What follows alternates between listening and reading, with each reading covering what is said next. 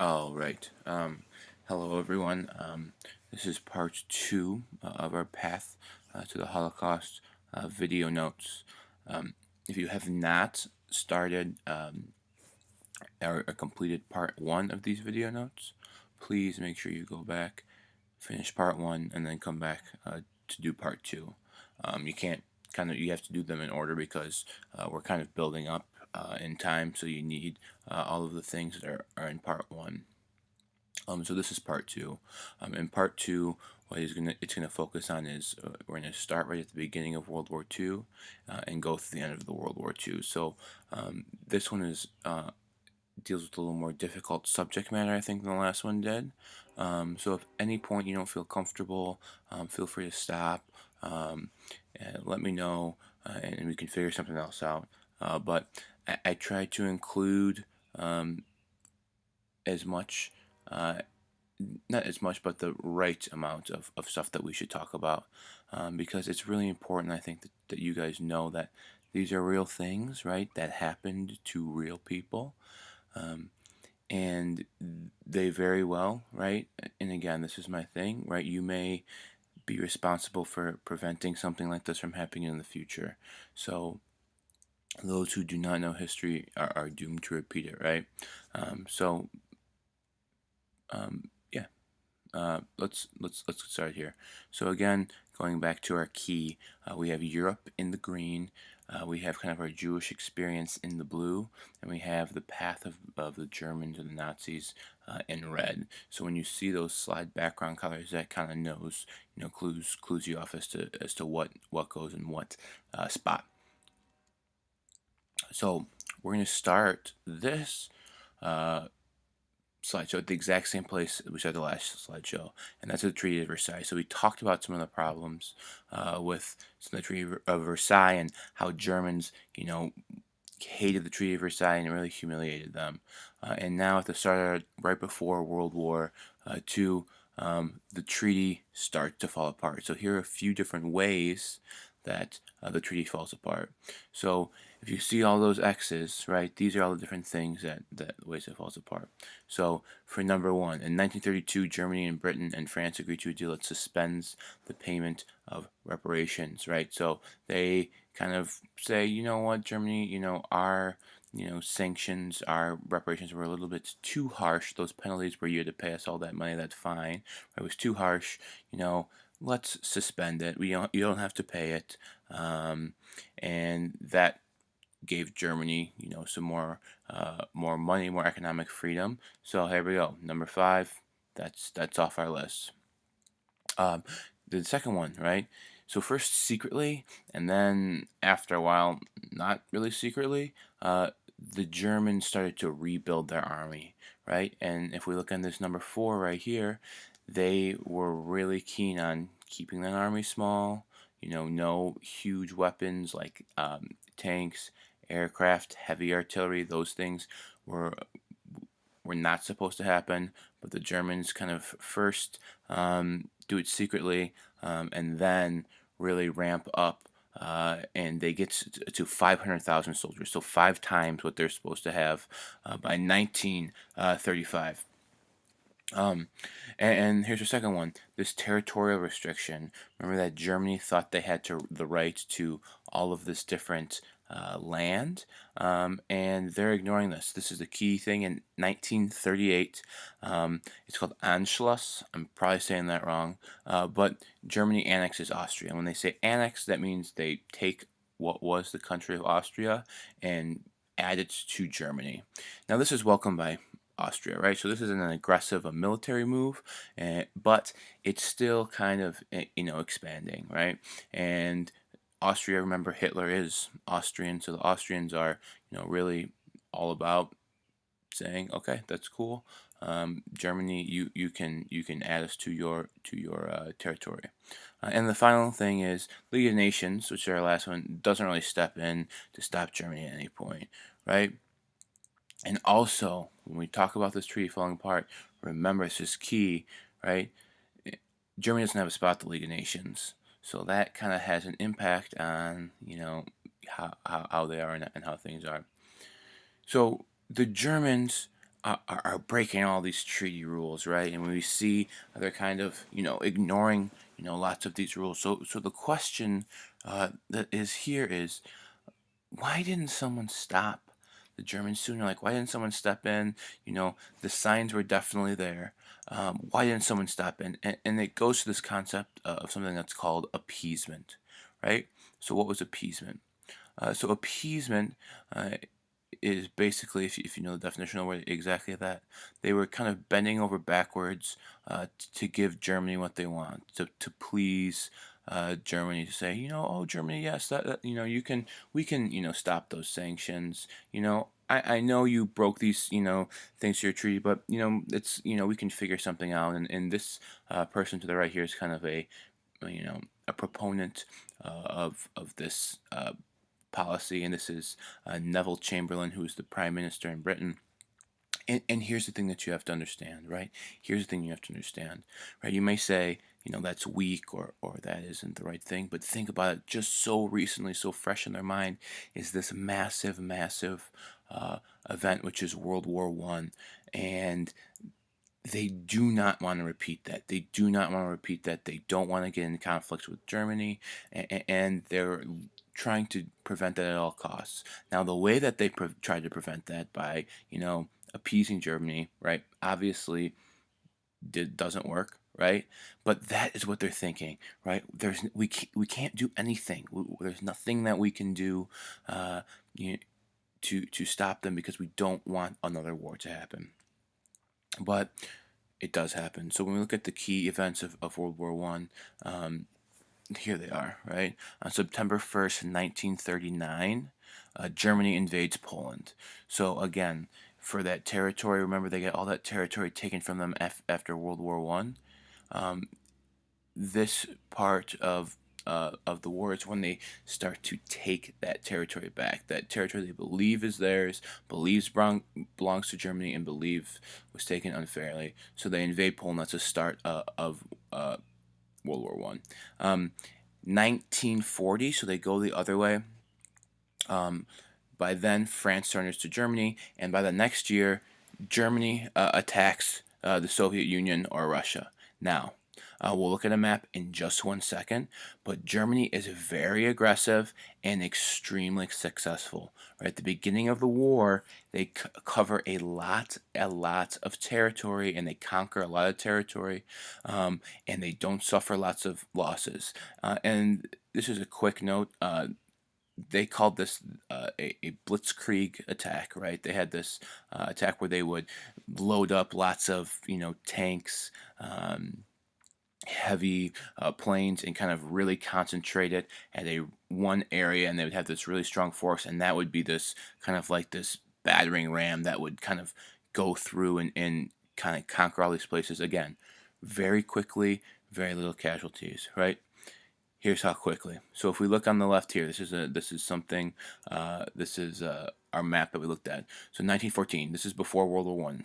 If you follow my cursor, this is what the German Empire looks like in 1914, right? And then we saw kind of this section of territory right here gets taken from them, right?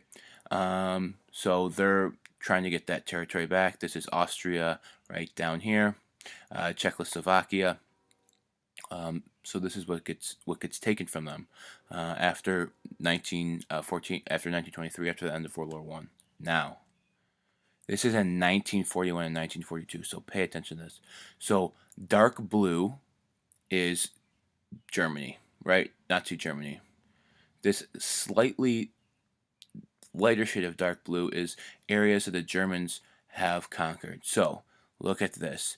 We have all the way to France, and then all the way now into Russia. So basically, the entire continent of Europe is under German control. These gray countries here are countries who are neutral, who chose not to take part in the war. And these light blue countries here, you see Italy, Bulgaria down here. These are all allies of Germany. These are all Axis powers. So basically, the entire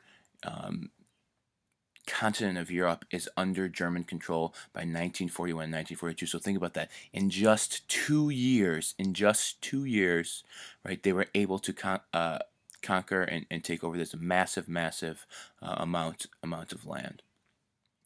And then here's a little comparison again.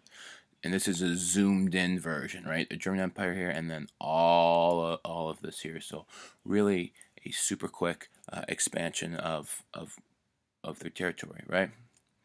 So now as we're going to shift gears a little bit. So as Nazis and Nazi ideas began to give more and more power, uh, these ideas start to get enacted. Um, so we're going to go through some of the ways that moving from our propaganda and those discriminatory laws and those prejudice laws and destroying businesses, right? This is where we kind of shift to how are Jews and these other groups of people, how were they actually killed, right? Um, so again, this is my second. I didn't try to make this part too over the top. This is something that's really serious, and again, this is something that happened to real people. Um, so the first thing is what was called the Onsta group, and so this is near the beginning of the war, just as they're starting to get power, and these are our mobile killing units. So they would have these groups of people who would go out and either gather up large groups of Jews, large people's houses, or wide scale massacres. And at the beginning, they would just shoot people, right? And shoot large amounts of Jews, right? Um, One thing that is important to notice and that changes is German commanders saw that it was kind of all of this shooting, and this is, a horrible thing, right? They said it was making a large psychological impact on the soldiers. So they created these mobile gas vans where they would gas these people in vans. Um, this is something that um, turns out to be important as we move forward. Another thing that they did is when they started to conquer these new areas, specifically this uh, Poland. So this is from the Warsaw Ghetto, which is in Poland. They started to kind of cram Jewish people into these ghettos. So they would have, hundreds of thousands of people in some cases. The Warsaw Ghetto was 400,000 people living in a very small space with little food. They would be forced to live in this space. They couldn't go any other places. These were guarded, and they were forced to live in this space with, little to no food. Lots and lots of people died because of the conditions, whether through sickness that spreads, starvation, all of those things. Lots and lots of people died. And when we talk in a little bit about transportation to concentration camps, right? This is kind of how they did it, where they start to get these people get into these small areas, and then they transport them out to concentration camps. So this is a kind of a key turning point. Um, and this is what is referred to as the final solution. So in 1942, again, height of Nazi power, there are have control of almost all of Europe, um, and they meet at a conference to discuss the Jewish problem. They come up with what is the final solution, and what they mean by the final solution is a systematic plan to kill all Jewish and non-Aryan people in the continent of Europe. A plan to do this. Um, and the final solution ends up being this code word for the Holocaust. So when these Nazi leaders are talking about things relating to the Holocaust, they won't say, killing people. They won't say the Holocaust. They won't say what it is. They will simply refer to it as the final solution. And this is to me, something that really really is so upsetting to me, because if you think about it, in these situations, right, these people were not even thought of as human. And we talk about mouse, right, and it's just like, they're treated the same way as a mouse, right, would be treated. And even things, right, they even discuss problems of, we can't have these mobile killing units, um, because, what are we gonna do with all of these bodies? So this is a, something that it is so tragic and heartbreaking to me, and something that happened. So they decided on this final solution. And a big part of this final solution is coming up with these concentration camps, or these death camps, essentially. Um, there were um, hundreds of them spread out over the continent, over Europe. There's different maps that we can take a look at if you're interested. But the only one that we're going to talk about is Auschwitz. So it's the most well known and largest of all the Nazi concentration camps. Um, each concentration camp did have slightly different experiences, but it, you can kind of understand the ideas of what happened by looking at the experience of people in Auschwitz. So staggering amounts of people died. So over 1 million people died at Auschwitz. Um, most of them were Jewish. Uh, some of them were Poles who were just not supportive of the Nazi cause. Some of them were Roma. Some of them were Soviet prisoners of war or POWs. So there's lots and lots of people who are insane amounts of people who were killed here. Um, these, and just to go back one step, these at the beginning of the war, lots of the concentration camps kind of started as normal prisoner camps or prisoner of war camps, which is a normal thing that countries do during times of war. Is, if you capture a country, you capture their soldiers. You can't, let their soldiers go free and say, okay, um, you know go back and keep fighting us. But you also, it's cruel to, obviously, to, massacre a bunch of soldiers. So most nations have, prisoner of war camps where they keep prisoners and other soldiers from the other side that they capture. Um, Around the time of this final solution is when we start to get these converted into killing camps, right? Here's the one thing that I want us to take a note and think about and reflect on as we kind of read this and learn more. So the silence at Auschwitz, which reads, "Work will set you free," and you see it right here. Um, so that's part one. But part two in that question that you'll see on your sheet is, why do you think this message was here? Why do you think they put this sign outside of Auschwitz? So take just a couple minutes, pause, and answer that question. So when we talk about transportation to Auschwitz, right, and the whole thing is like, why would people go there, right? Why, if they knew it was so bad, why would they go there? So number one is, in most cases, they didn't know it was so bad. Remember when we talked about how horrible those conditions were in the ghettos, in those Jewish ghettos? Lots of times they would be told that, hey, we're going to transport you to a nicer place where there's more room, better living conditions. So that's something that obviously was, very appealing. Um, Also, right, there were people who were forced by, gunpoint to do these things. And if you see somebody who gets shot, right, for not following directions or not, doing what they're told to do by the Nazis, right, that's going to have a huge impact on your decision making process. They were cramped into these train cars, just kind of in terrible conditions, little to no food or water, no bathrooms, and at one point over 10,000 people a day were being transported on these trains to Auschwitz. And they're getting sent in these horrible, terrible conditions. Sometimes this journey could take, days, depending on what part of the area they were coming from. Now, when we talk about the arrival at Auschwitz, this is what would happen, and um, this is something that really sticks out to a lot of people, and it's been um,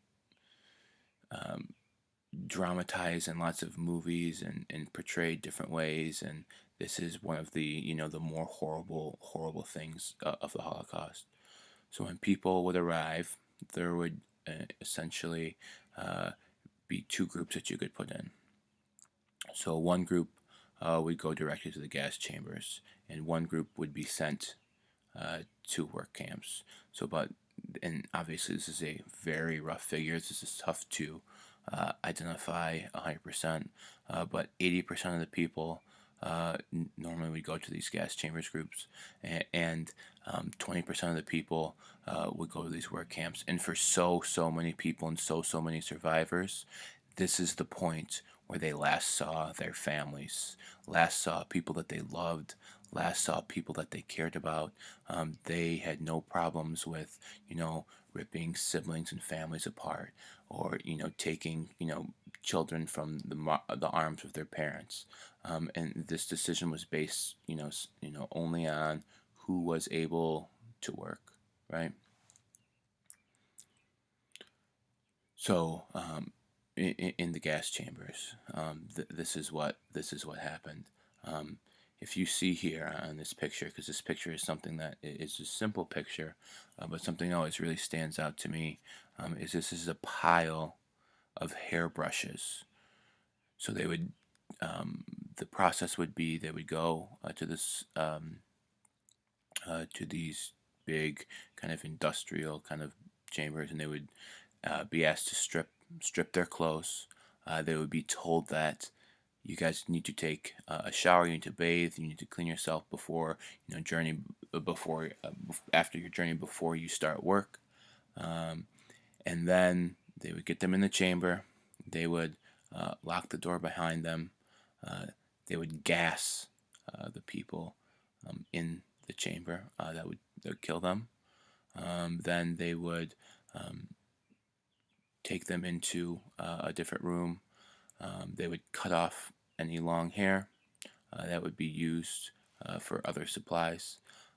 Take any valuables. Sometimes people have gold in their teeth, so they would take those things. And in Auschwitz specifically, they had a crematorium where they would burn the bodies, and that is how millions of people lost their lives during this time. So life at Auschwitz um, was really also awful. So if you're in that 20%, that's also awful. So um, they lived on no more than 700 calories a day, worked 12 hours of hard manual labor, and lived in packed conditions. You can see how many people there have living together. Disease was frequent. Um, and this is one detail that a lot of people, who are Holocaust survivors have mentioned, is this crematoria where they're burning people's bodies is going at all times of the day and night. And this area is kind of being filled up with, ashes and remains of other people, of people as they're working. So that is kind of what is happening in Auschwitz. But the war does start to turn in the favor of the Allied forces, and we'll get back to what happens to those people in just a minute. But this is where the war starts to turn in the favor of the Allies. Um, and here's a couple key points. And I just noticed on my notes that there's a question that I skipped. We're gonna get back to that. Don't answer that question just yet. Answer, um, fill out these notes first, and then go back. Okay. So one key turning point is the Battle of Stalingrad. So when we talk about that German expansion into Russia, um, this is something that we really could have done them in for the war, and the reason being is traditionally, other foreign countries who have tried to invade Russia have had really difficult times. This is tried by Napoleon and he fails. This is tried in World War One and he fails. This is tried again and it fails because the conditions, the weather is so difficult. And the key, kind of the key turning point, one of the key victories was the Battle of Stalingrad. And this is, by most accounts and measures, considered the deadliest battle in the history of humanity. In this battle alone, just in this place, over this time period, 2 million people died. Um, and this stops the progress of the Germans forward and starts to drive them back. And this is on the east. On the west, we have a day that's famous in U.S. military history, but there was many more allied forces, many more countries than just the United States, and that's D-Day. And as we mentioned earlier, that Germany had conquered all of France. So this is the Allies invading a beach on the coast of France, right? And this was this very heroic thing because imagine there's water, there's a beach, and then back behind it there are woods, and in these woods they have machine gun nests, soldiers hiding. And what these soldiers had to do is on boats with no cover were basically charging directly into machine gun fire. So it was a very deadly day for the Allies and Americans. Lots of people lost their lives. Um, but it was also kind of an essential victory to win the war, and they do end up, getting the beach, which was, a huge step in the war. Now, um, as as we move on, and as the United States and the Russians start to gain. So those are the turning points. So from those two turning points, they are driving the Germans back into Germany, and the plan is to meet in the middle of Germany in Munich, and it's kind of a race as they start to slowly kind of drive their forces back from both sides. So on the west from France, and on the east with the Russians through Russia in that way. Um, Now, as these things are going back, right, as these Germans begin to get driven back, um, the suffering isn't over yet for these Jewish populations and the people in these concentration camps. And they sent them on what are called the death marches, and this ended up claiming the lives of another 250,000 people. So at this point, um, the Germans know they're going to lose the war, right? They know they're going to lose the war. Um, they're getting kind of beat on two different sides, and they kind of start to realize that they've done. So they start to empty out these concentration camps, and there's a few reasons why, a few key reasons.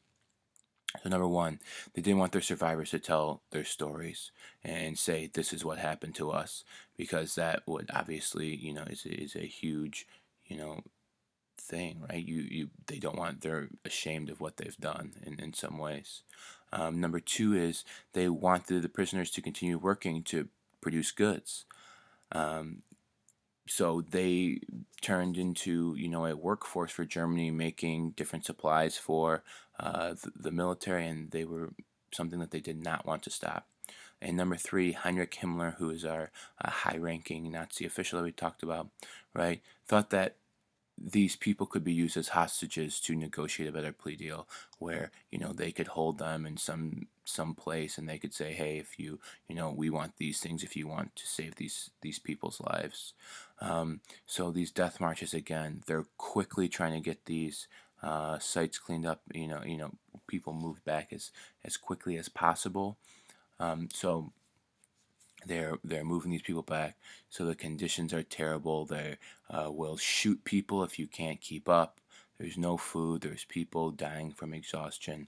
So it's, again, the horribleness doesn't even stop with the concentration camps. This is kind of their last act, and this takes the lives of another 250,000 people. Uh, So this is where we're going to go back to um, kind of the beginning of the war and that top question there. So this is the U.S. and some other countries in the Holocaust. So um, in 1941, news outlets, including the New York Times, began reporting on the massacre of Jewish people. Um, so they start to know about some of the things that are going on in 1941. In 1942, FDR, who was Franklin Delano Roosevelt, the U.S. president at this time, receives a 20-page summary of the Holocaust where someone says, this is what's going on. September 1943, a bill is turned down that would allow refugees that pose no threat to enter the U.S. temporarily. So they say, nah, even if they're not a threat, they can't enter, right? So August 1st, 1944, the U.S. chooses not to bomb Auschwitz because it would divert too many resources from other places. They do end up bombing Auschwitz, but the parts of Auschwitz they bomb are the factories that produce the goods for the war effort, not the places where people are being killed. Um, and then 1945 is finally when these camps are freed. So based on just these few things, think about that question on the very top of that back side of the page here. Do you think that the U.S. countries and the U.S. and other countries should have done more or could have done more? Um, why or why not? And think about these things, right? And think about what we talked about even on the first part, where they made it very tough for people to immigrate. They maybe knew and didn't get it. Uh, put as much attention on getting to these places and freeing these prisoners as they could. Or on the other side, you may say, well, they're in the middle of the war. They are trying to kind of get to these places. They're doing everything they can. So think about what your answer may be for that one and pause if you need to. Well, I have the question up here. So pause right here and answer that question at the top of your page. And again, I apologize for it being out of order. Okay, so this is the end of the war. So as both Russian and American forces start to advance, they are uncovering these Nazi atrocities, which then which wasn't quite yet known as the Holocaust then, and this is why the report. So as they are seeing this, people cannot around the world cannot believe what happened, right? They are shocked and they're stunned, and in February 1945, Russian forces take over Berlin, and the end of this theater of the war, the European theater, is on April 30th, 1945, when the American forces capture Munich. Before they can get to him, Hitler commits suicide, and this is something that a lot of the top-ranking Nazi officials do that we talked about. Heinrich Himmler, Joseph Goebbels, all when they know the war is lost, take their own lives. The war itself is done on September 2nd, 1945, officially ending World War II. And a key thing in ending the war on that Japanese side, it bears mentioning, is something that people consider an atrocity committed by the U.S. of their own, and that's the dropping of the nuclear bombs. So that is when our war is officially over. So, this is a really key question. So, what happened to the perpetrators of these crimes, right? So, the top one is, as I mentioned in the last slide, right? Many people at the highest levels, Hitler, Himmler, Goebbels, took their own lives, right? That's one thing that happened. Uh, the second thing that happened is in the quick years after they had the Nuremberg trials. And what they did is took 22 high-ranking Nazi officials and put them on trial for what they did. Um, and this is kind of the outcomes of those people of the Nuremberg trials, which was, to answer that question, trials that took place right after World War II to judge high ranking Nazi officials. Um, of these 22 people that they put on trial, 12 were given the death penalty, 3 were given life sentences, 4 were given sentences of 10 to 20 years, and 3 were acquitted or found not guilty of what they did.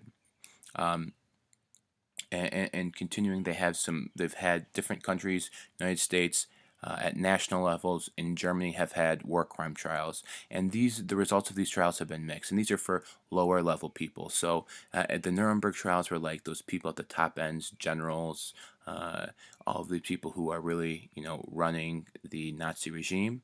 Underneath is more of your lower level people, so your soldiers, people who worked at these different concentration camps, people who have killed um, Jewish people and other people during the Holocaust. So, and of those war crime trials, again, lots of different countries. Some have been sentenced to death, some have been given prison sentences, and some have been acquitted or found not guilty.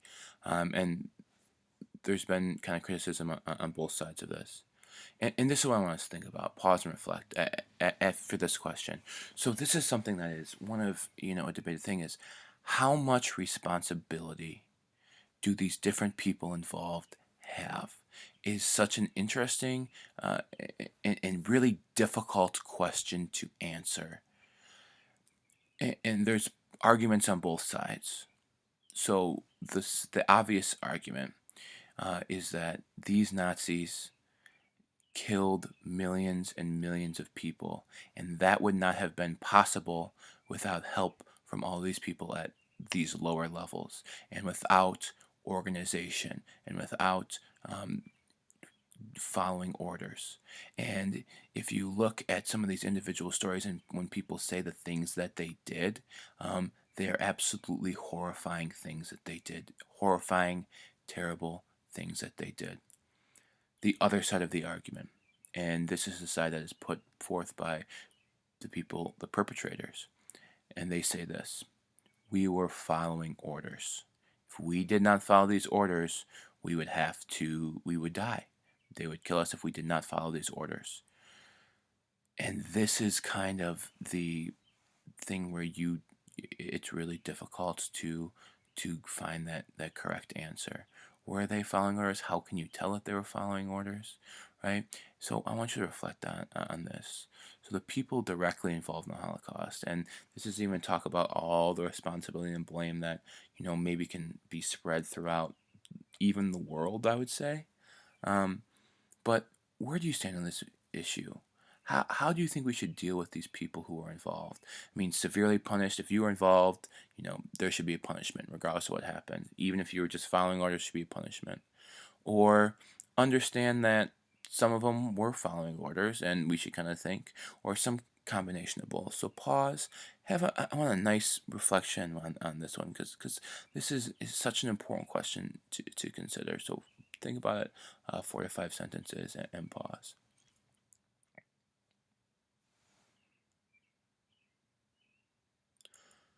Okay, so we've reached our final slide. So with this, this is the end of my video notes series.